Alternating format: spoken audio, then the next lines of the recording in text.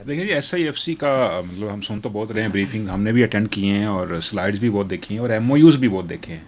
हर दूसरे तीसरे महीने कोई ना कोई बंदा आ रहा होता है, वो MOU साइन करके चला जाता है। एक अमेरिकन इन्वेस्टर भी आए थे, आपको याद होगा, स्टेट प्रोटोकॉल दिया गया था, उन्होंने बड़ी प्रेस कॉन्फ्रेंस की थी, हम यहाँ पे इन्वेस्टमेंट कर रहे हैं। लेकिन सऊदीज़ ने भी होश दिलाई जी, है। सऊदीज़ ने भी और कतर और ये, लेकिन प्रैक्टिकली आप देखें, नंबर बोलते हैं ना, कि आप देखें कि हमारे अंदर पाकिस्तान के अंदर जो फॉरेन डायरेक्ट इन्वेस्टमेंट है वो कितनी है, उसके नंबर तो वही है, 1.5 पौने 2 बिलियन $2 बिलियन, इससे ऊपर तो हम गए नहीं। %2 ऑफ GDP हर साल। हाँ, वही नंबर है।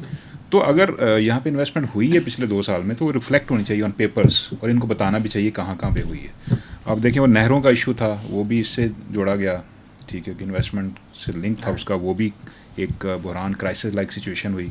वो तो इंडिया ने पानी बंद किया, तो इन्होंने कहा यहाँ पे पानी बंद ना करें, रोकने पे लाभ। तो बात ये है कि MOUs बहुत सारे साइन हुए हैं, लेकिन ऑन पेपर्स अभी तक हमें कोई आउटकम नज़र नहीं आ रहा। उस तरह हो सकता है, होपफुली कि आइंदा आने वाले दिनों में इसमें कुछ डेवलपमेंट हो। जी।